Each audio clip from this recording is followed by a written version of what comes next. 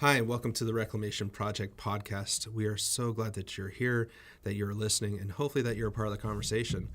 Over the last couple of weeks, we've been really diving into the discussion on love and marriage and relationship and all the different facets of those relationships and what they look like, from communication to love languages to baggage to intimacy. And then last time we talked about boundaries.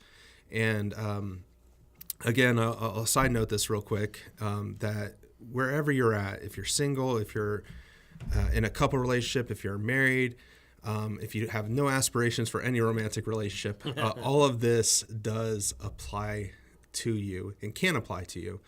While we use the term married and spouse and partner, wife and husband, you can interchange your situation in those pronouns and adjectives with wherever you're at, and hopefully still get something out of this conversation.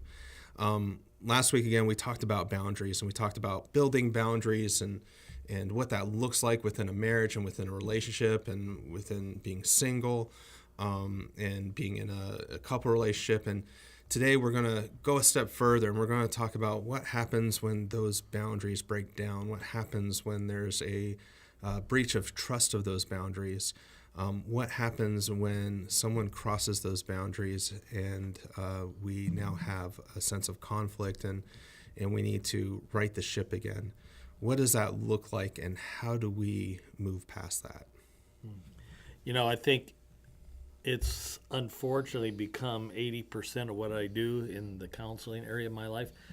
Jeremy, nobody comes to me on an evening to tell me how great their marriage is. They don't? No. Oh, man. No, not even you, which is bothering me. But I'll text you tomorrow night. No, if I get a phone call, and I'll usually say, so how are things going? They're great. No, it's not great. You're talking to a counselor at 10 o'clock at night. So this is the avenue in the area of which, unfortunately, I spend a lot of my time in the pain, in the breach of trust, in the conflict, and really trying to see how do you dig yourself out of this hole. I keep reminding myself what Scripture tells me is that when we're saved, we have the spirit of reconciliation in me, and so sometimes I just have to say, God, you gotta put some words into my head here, because actually I find myself siding with the wife or the husband, and that doesn't help in the restoring reconciliation process. So the truth is, every couple fights, and it depends on how you fight. Now, remember, we talked in our last podcast about boundaries. If you set up boundaries about how you fight, it makes the fight or the conflict much easier, helps you stay in the lanes, and it helps you come to a quicker conclusion. But I was just sitting there thinking, knowing the subject we were going to talk about, I was driving in here to our undefined nuclear outpost in our shelter here away from the world. What was Kenny and my biggest fight? And it really bothered me that I came up with 10 real fast. What really bothered me was 8 of them were my fault, but the common denominator in them they were all really silly and stupid. I think there's a difference between conflict and a breach of trust. A breach of trust will always lead itself to conflict, but sometimes you can just argue about the silliest thing. In fact, if you remember when back in the days when we were at the same place and you were an intern, and there was another one of our friends that were there who was married, talking about him and his wife's biggest fight. They didn't really argue either, but their biggest fight was they were fighting about the smoking ban, and she was taking the side that she don't think people should smoke in public, and he was you should be able to legislate what a person could do, and she packed her bags and was getting ready to leave, and he's like, "Really? Over the smoking ban?" They laugh about it now. It's a point of humor, but when you think about you've only been married, 10, 12 years? 10 years. 10 years. 10 years. Is there one conflict that just, if I was to ask her, you would say, I know which one she's going to talk about? Conflict. Argument, fight. Argument. I don't know if it was based off a boundary, but yeah, there's one. I mean, not too long ago, it's probably back about 6 months now, 7 months. I was just I was in a funk, in a bad mood, and she was trying to get me to reframe, of all things. This was before our podcast on reframing. Wow. And I just wasn't having any of it, and I was just I had such a bad attitude towards it, and it was just it stemmed out of just a, I don't even know. It was so dumb that I don't even know what it was about. It was It was just a small argument about how we were doing something. I don't even remember what it was. It was, she was going to go do something, and I thought that she needed to stay and do something else so I could do something else. It's kind of selfishness. Mm-hmm. I don't even remember what either thing was, and I got in such a bad mood that I was just like, okay, I don't know what to do here. It drove me down a rabbit hole of just funkiness, and not the good type of funkiness, but the bad type of funkiness. Not Marky Mark and the Funky Bunch, but or the Uptown Funk. You didn't have any of that. Yeah, not the Uptown Funk. But no, I just got into a bad mental place, and was just like, I don't care about anything right now. I'm done. I'm checking out. I'm checking out of life and everything that has to do with life. And does that add to or take away from Katie's upsetness? I just made a point. Upsetness. At that point, I think it concerned her a lot. Yeah. It's like, how'd you go from 0 to 60 in 2 seconds? And she was leaving to go out with some friends, and it was just like, I do remember that part. Yeah. And she was like, can I leave right now? Can I not leave right now? Are you going to be okay? Yeah. That's how bad of a little funk it was. And yeah, I mean, that's just kind of where we got. So over the 10 years of marriage, have you figured out ways of shortening? Like, your first married, that could be a 3-day event. Yeah. And then after 8 or 9 years, like, all right, well, about a half hour, we're done. Have you found the process changing in your marriage? Like I said last time, it was basically, hey, don't let it go past the night. Mm-hmm. And outside of that point and one other point, we've never have. And so usually it's a fight of when we have them, it's a couple minutes to a couple hours. Yeah. But it doesn't really extend beyond that. Yeah. And then we make sure that there's a resolution. It's not just, it's not something that can be fought about tomorrow or next week or whatnot, that we genuinely think through, talk through, plan through what we've actually. And I guess we would say, in light of last week's podcast, it was kind of a boundary that you set, that this is how we will work through a conflict. Yeah. Yeah. What I have found in working with couples for all these years is that, I think you mentioned it last week too, about one of the boundaries is just openness and saying what's on your heart, the freedom to say that. I think that's part of the problem. Most conflicts, people are saying not what they're thinking. Behind each question, I've found out, is really a statement. I was sitting with a couple, and it was pretty tense, and the wife was trying to butt in at the end, and I said, listen, if you'll let me finish this train of thought, I'll give you the last word. And so she did, and then I said, okay, you're on. And she looked at her husband and said, why didn't you show up at our son's baseball game? And I put her on pause. I'm like, really, this was you had one closing statement, and this was your question. Why didn't you show up? This is why we're here. This is why we're fighting. I said, the truth is, there's a statement behind the question. I go, you don't really want to know that answer, do you? Correct me if I'm wrong. Here's what you're saying. You're not asking why weren't you there. You're saying you're irresponsible. You never do what you say you're going to do. Once again, you're not there for your family. You are unreliable, and you're undependable, and I'm about done with you. I go, how am I doing? She goes, you're spot on. So the truth is, there's not an openness. All that is a sign that there's not open communication there. Once the boundary is that we're going to give ourselves freedom to say what we really mean in a way that's speaking the truth in love, it really does affect the way you move conflict resolution from this point on. I think one of the key elements in all conflicts, small, large, ongoing, or one-time event. It's really evidence of a couple of things, and one of them is just a lack of connection. Once, and that can just happen, it's not sinister, sometimes just happen because life happens.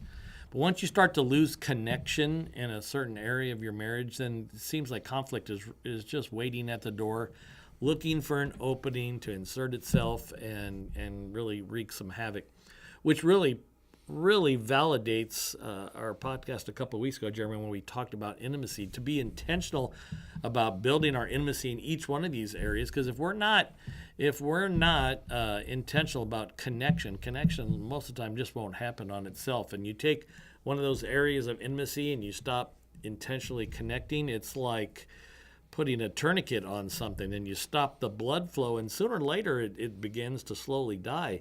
And it's those areas that conflict seems to happen. Sometimes they're repetitive. It's always good to sit down as a couple and if I asked every couple, give me the 5 top topics that you guys fight about the most, they can rip them off, which really tells me if you can identify them, then let's fix these so they're not, you should have a whole new set next week than you do. So sometimes they're small, and sometimes they can even go up to the point of a breach of trust, and that's a major conflict. Yeah, and I think when you hear the term breach of trust, a lot of people are going to associate that with infidelity or something like that. The truth is a breach of trust when you've set these boundaries that you have, that you've talked through, like we spoke about in the last podcast. You talk through these boundaries, these things that you're setting in place, whether it be fighting or how you talk to each other, or things that you're going to do for each other, things that you're not going to do. When you do that and you have a breach of trust of those boundaries, it can be anything. It could be, well, we're fighting and they brought up this thing from the past that I'm really sensitive about. And so now I feel very vulnerable when we're fighting. Yeah.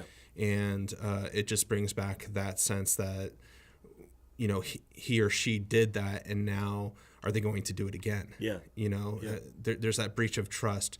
There's that breach of trust that, we said we weren't going to lie to each other, but you lied to me about this, what you were doing the other night.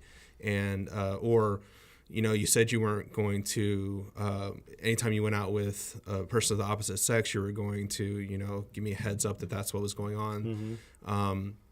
And I found out that you went out with this person, and so now my sole idea of certainty is gone. Correct. I'm less certain about whether or not you're going to do something or not, because I found out that you lied to me this time about it, or you didn't tell me this time about it, and how many other times has that happened. So now I'm less certain that things are as solid as I thought they were going to be. And now everything from that point on becomes under suspect, because now my certainty has been just so damaged, I'm not sure what I can believe. Yeah, and you don't trust them to keep those boundaries anymore. Yeah. You don't trust that they're keeping them when you're not looking. Mm-hmm. And some people don't jump that far right away. Sometimes it's, okay, hey, we need to recalibrate and refocus back to those boundaries and make sure that we're on the same page.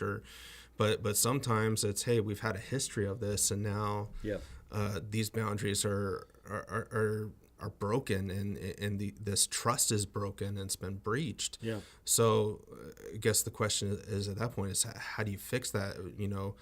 How do you navigate through that? How do you get beyond that point and begin to have that trust again? And I think you can even go back one step before asking, how do you fix it? Sometimes you have to ask, can it even be fixed, depending on the severity of the breach. What happens when you're the one that's been offended? Not only do you start to question everything, and it's interesting. If you listen back a couple of podcasts ago when we talked about the soul ID, we've had a couple shameless plugs for past podcasts, but they all kind of layer together. So Jeremy, you mentioned like your certainty is affected. But here's how interwoven these soul IDs are, because depending on what the breach was, let's say it is infidelity. Now, it not only affects my certainty, it affects my significance. How important am I to him? How value wanted or needed am I? And then it'll just bleed into the next one, which is love and connection. Like, how could you have done that if you loved me? So obviously you don't love me. All these things start to play into your head, and we develop a case that's almost difficult to work through. So when that happens, I sat with a group of men, and we were talking about some of their wounds and their weaknesses. And I always ask the one question: did you get caught, or did you volunteer the information? I've yet to find one who volunteered. they almost always got caught. But once you've breached the trust, if you were the offender, I think once you realized and your conscience starts to sting you and you realize what you've done, and maybe they haven't even seen that the boundary's been overrode yet. I think when you confess first, before you're caught, you've increased the possibility of working through this at a better rate. In fact, even Scripture says, "He who conceals his sin doesn't prosper, but whoever confesses and renounces them finds mercy." And I think once you're the one who's crossed the line, you're not looking for judgment. You're looking for mercy at that point. Well, and I think the key word in there is there's two components of what you just said. One is confessing, which Yes. is not getting caught, but instead bringing it up, and the other is renouncing. Yeah. And so it's not just, confessing it and then, 6 months pass and confessing it, or 6 weeks pass, confessing it. It's renouncing it and saying, I can't go back there. Yeah. Setting that boundary Correct. that keeps you from going back there. Absolutely. Maybe the boundary that you had before wasn't strong enough. Yeah, or too loose or undefined, really. Yeah. And now you have to, and I think that's part of the restoration process as well, and we can get into that a little bit, but building new boundaries, when that happens. Yeah. I think the first thing you do when you've been the offended is to emotionally react. And in fact, if you're the offender, you have to realize there's an emotional response coming. That's human nature. But from the one who's been offended position, I think you need to do some quick assessments. And one of them would be, I don't even really think you could start the restoration process until you ask these questions, because it'll determine how you go on the restoration process. I think there's some evaluatory questions you need to ask. Here's just a few of them. Is this an isolated event or an isolated behavior, or is this a pattern? I think you have to answer that question from your point of view before you can move on. Does your partner own his bad behavior, or does he make excuses for it? It's hard to come to some kind of resolution if you could see there's no remorse, which, based on what you said too, that would be the renouncing it. Is he sorry of his choice, or is he just sorry they got caught? Are they willing to clean up their act, or are they in denial? Here's a big one, and this comes from knowing your partner, observing your partner, and being intimate on all levels with your partner. You have to ask this question: is this out of character, or does he just or she just have a really insensitive gene? To the point of is this consistent with the person that I know? In fact, if you're really observing your spouse, you can start to see inconsistent behavior way before it becomes an offense. That's that freedom you talked about last week about being open and honest.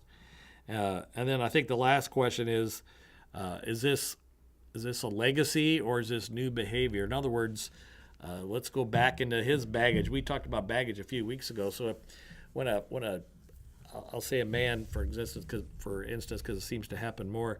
So when a man comes into a relationship and dad has had trouble with breach of trust and infidelity, and so has grandpa and both the other brothers, that predisposition of behavior is kind of there. So I think you have to ask yourself too, is this part of the legacy he was left, or is this new behavior?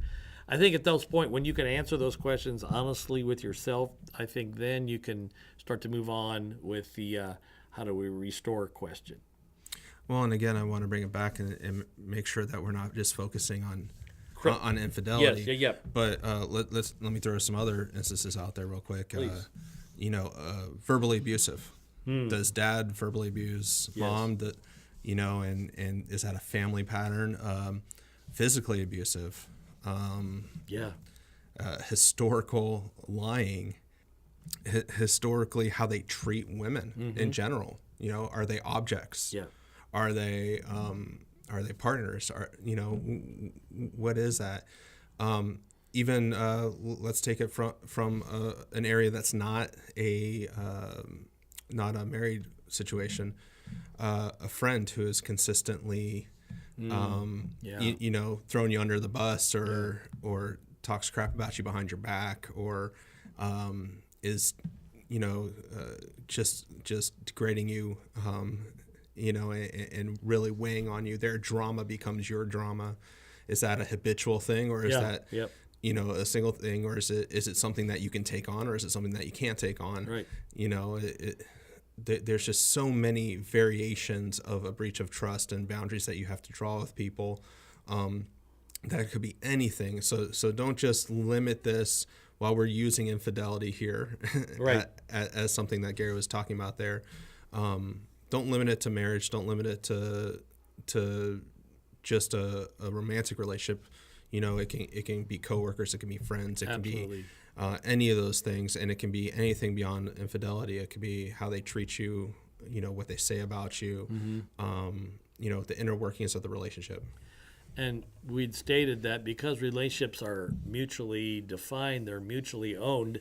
This is always the hard part once you've been the recipient of a breach of trust or a boundary crossed over, is to say if relationships are mutually defined, they have to be mutually owned. I have to look at myself and say, do I have any ownership in this? It's never an excuse. It's never a right for the other person to do that. But I have to be honest in the situation before I can move forward. Do I have any ownership in their bad choice, bad behavior, or I had to go ahead. Oh, and I was just going to say you have to be careful about that because you're almost giving a loophole. Yes. In some ways, when you say, do I have any ownership? There's a positive way to do that, and then there's a negative way to do that. Yeah, absolutely. And so if you're creating a loophole, then and I've seen it in many relationships Now where you're enabling them. Exactly. Yeah. I've seen in relationships where girls say, "Oh, it's I allowed this, I allowed that." Yeah. Well, and so that it's not their fault, it's my fault because I allowed. You have to be careful about that because that just gives them the freedom to do it again. Yeah, great point. So if I've done that well and I'm cognitive of the fact that I'm not making sure that there's a loophole for them, but I am taking ownership of it and seeing how I may have played a part in that, where do we go from there? Well, with the idea that everything has been disclosed and we both decided that it's time to move on. So let me start first with the one who crossed the line, who might have breached the trust. How do you take it? You really do need to take the lead. So an apology at this point sounds like about the weakest form of starting the restoration. But there's this terminology out there called the anatomy of an apology, which is how you take ownership of it. Let me give you a couple of points, and this might be a good time to stop the podcast, go grab yourself a piece of paper if you're the offender or the one who's breached, and you want to know, how do I start to rebuild the trust that was breached, and how do I get back in the lane of the boundaries that we set? The first one is expressing regret. And remember, we use all I words. We don't use you or us because this is personal responsibility. And so you have to state it like, I am sorry for. You have to be specific. I remember an old pastor telling us that at night when you go to bed, just don't say, God, I'm sorry for my sins. Be specific. No one likes specificity at that point. But, I'm sorry for. This shows that you know what you did. You know what you did is wrong. And you understand that because it's wrong, it must be painful. The second one is just accepting responsibility, which I was wrong because, which makes your partner, friend, or whoever we're talking about in this scenario understand that you get it. Not just that you were caught, you get the extent of what you've done. And then in the apology, there's some making of restitution. After you've apologized, you've taken ownership for it, you understand the breach and possibly even the pain it caused. The next statement is, what can I do to make it right? It shows that you still love them and value them, and you have a desire to restore this relationship. Whenever you do any one of these, well, let me give you the last two before I give you that point. Then it's genuinely repenting, which says not, I'll try not to do that again, but I'm not going to do this again.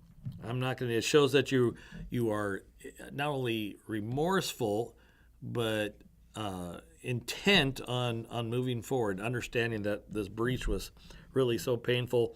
And the last one is just requesting forgiveness. Will you please forgive me? And then at the point that the spouse or your friend does give that forgiveness, it's important that you immediately do an action item, a step that shows that you've been sincere in your apology. So more than just verbal, it's something tangible. Sometimes you just need to write a letter, a heartfelt letter of things that maybe you just didn't have the ability at the time or the courage at the time to share with them. Something that is obvious and tangible, that they know that it's serious what you're doing, that your remorse is more than just getting caught. And you do little things. In fact, sometimes it's important to ask them, what do you need to see from me, especially when it comes to building trust. I had mentioned before I was in a really bad car accident and wasn't sure where I was on the freeway, but I'd called my wife and I couldn't tell her where I was or what happened. And so in the process of days after, my daughter found this app. It's called Live 360. I have it on my phone. It's really kind of a GPS thing. We set up our whole family, and I can get on my phone right now and tell you where my wife's at, where my grandkids are at. But what a great point of rebuilding trust, especially when the breach of trust has been so severe that the other person isn't sure that they're going to be able to forgive or trust. I sat with a couple and I was explaining to him who was trying really hard. I believed he was sincere at trying to restore trust with her. And I said, listen, here's a good action step. Why don't you put Live 360 on your phone, and that therefore your wife can chart everywhere you are at any given time. He goes, I'm not doing that. I said, why? He goes, well, that's not necessary. It's not necessary for you, but it may be necessary for her. Hey, I got an idea. Let's ask her. And I looked at her and I said, how helpful would that be to you? She goes, in light of what the offense is, that would be extremely helpful for me. He was notorious for saying he was somewhere he wasn't, with someone who he wasn't. And he refused still, as this podcast goes out today, he has still refused to do that. I think it's, my thought is, what do you got to hide? If I really want restoration here, I should be willing to do just about anything. So it's in the moment of being caught or confessing, you just really can't be that creative when it comes to action plans. So you ask the one you've offended, what do you need from me? What do you need to see? What do I need to do? That's the first way you really move towards building and restoring that trust. And I think it's good to know that when you ask them, don't expect an answer instantaneously. Oh, absolutely. Good point. Give them some time to figure out what it is that they need. They may be able to spout off, hey, I need X, Y, and Z. But that may not be the fullness of what they need in order to do it. They may be able to give you 3 points real quick. Yep. But give them time regardless and come back to it. Yeah. Or leave the door open to come back to it. Hey, not only do I need X, Y, Z, but I need 1, 2, 3 as well. Yeah. Maybe that comes a couple weeks later. But that may be where you need to go, depending on the severity of the boundary that's been broken or the breach of trust that's happened. Yeah. I didn't state it first, but I think it probably, if we would backfill this, was before I go to ask forgiveness for my significant other. If there's true remorse and true repentance, I think you need to you need to forgive yourself for it. Oh yeah. I think we leave that part out because if you live in guilt and self-deprecation and all of that, it doesn't produce hope in your partner. So I think you forgive yourself, understand, and that's reminding yourself of the vows you made, how important they were, that you understand the pain that you caused them. That's where empathy really comes in, and we talked about that on a past podcast about the difference between sympathy and empathy. But empathy at that point is really important when it comes to the forgiveness motto. That if I can even feel the kind of pain I caused my spouse, I don't want to do that again.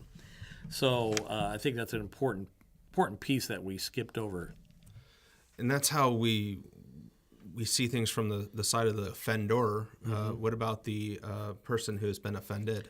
Oh, that's a great question. And I think we said at the top of this podcast that you asked some, evaluatory assessment questions. And once you've come to a clear answer on those, I really do think you need to do some assessment on yourself too before I move forward or how I'm going to accept apologies to work on. I have to have some self-awareness that says, what kind of person am I? Am I a scorekeeper? Like I'm just going to keep score from this point on? Am I a fault finder? Is everything he says, am I going to find fault with? Is it my way or the highway, which means you offended me and now the ball's in my court. You do what I say. Are you constantly on defense? Because if you are, then you won't hear him as he speaks or hear her as she speaks. Are you passive aggressive, that you on the outside with your facial expressions and your voice, you say I'm accepting of your apology, and then inside the aggressive part comes back at you, there's payback coming. That's a hard person to live with because I think at some point I used to be really passive aggressive. Non-confrontational people, if you have a fault, it's usually that you're passive aggressive. That you're a non-forgiver. Are you making that assessment of and again, that comes from some of the baggage you brought in. If there's a common denominator that all 5 of your relationships, boyfriends, prom dates, husband or wife, have burned you and breached trust, you just may think or tell yourself, I do not have the ability to forgive again. If that's the case, everything about the restoration process of this offense is a moot point. Are you a bottomless pit, which means I'm just going to take responsibility for everything? You kind of touched on that, Jeremy, about someone who does that. They entitle and enable the person. And are you I know this is not a word, and my English teacher, I'm sure she's passed by now, but if she was, she's rolling over in a grave when I say, are you a giver-upper? Not even sure that's a real word. But if that is your history and you know that about yourself, and I just give up, you really won't fight to restore it. Restoration has to come from both parts. The one who offended has to take responsibility, and the one who was offended has to forgive. So if we're taking the idea that we're both believers and that we both have within us a spirit of reconciliation, it looks 2 different ways. It looks like apology and remorse, and restoration on the offended side is acceptance and forgiveness. And even as I talk now, it just sounds so easy because when you're in the middle of this pain, you just don't think about, hey, what was that third point? You're basing your words and your thoughts off the emotions. But if you can take a step back and say, what's really important? I accept their apology. I want my marriage to work. I really do love them. Then these steps, these plans, really are the foundation of restoration.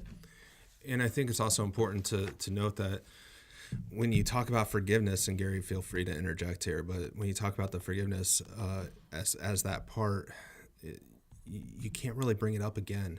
I mean, oh yeah, good point. You have to push it out of your mind to a certain extent, and not be vindictive in it and bringing it up every time you have other issues that may not coincide with this. If it happens again, you bring it up. But if later on down the road something else happens, they forget something, from the store for you, that one time, that you have to to a certain extent, look at the role of Jesus. Jesus, you know, he doesn't see that anymore. You know, once you've been forgiven, once you've confessed, you know, he's washed it from you. Farther from the east from the west. In fact, you know, Paul even says that one of the definitions of love in 1 Corinthians, the love chapter, is love holds no record of wrongs. That is so easy to say out loud and just so hard to do. And that's exactly what I was going to say next is I say that, but it's not exactly the easiest thing to do. But to the best of your ability, you as the person who's been offended has to know, is that something that I can do? Yeah.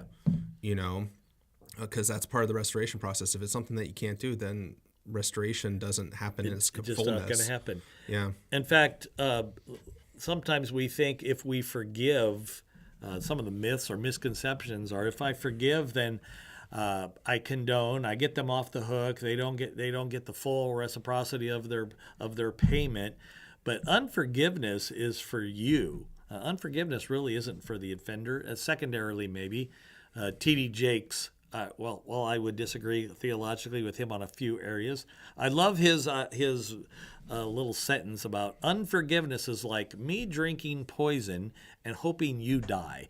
So if you're holding on to unforgiveness because you just want them to prove that they're sorry, you want to see the tangible steps, you want to make sure that you extract your 7 pounds of flesh, this unforgiveness slowly turns to bitterness, and bitterness to like a hatred, and that is nothing about them. That's about you. So again, your ownership of defining this relationship is I accept the apology if I work through my assessments.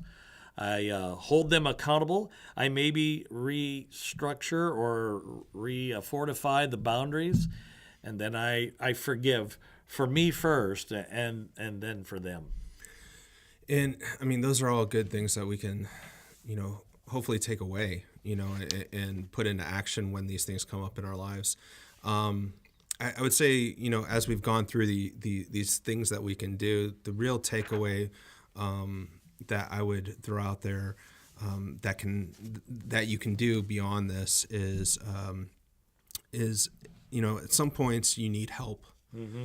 Whether this is an issue of a breach of trust between friends or boyfriend, girlfriend, or coworkers, or a marriage, I think there's times where we all need help. Mm-hmm. Sometimes that's bringing in, you know, if it's a friendship, another friend to mediate, to help you come to a conclusion of how you can move forward when, you know, maybe really good friends have had a falling out because of whatever that breach of trust might be.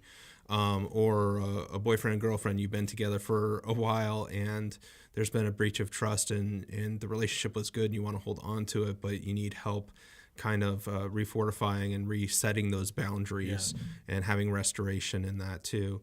You may need to bring along someone who, you know, like we talked about, a mentor, you know, a mentor to those boundaries to help you mediate that and come to an agreement.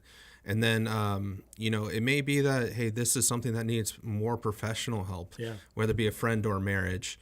And we're just not, we don't feel like we're enabled to be able to do this on our own, or we need someone to sit in and help us through this because it's an egregious offense, a breach of trust that we don't feel like is an easy one to get through.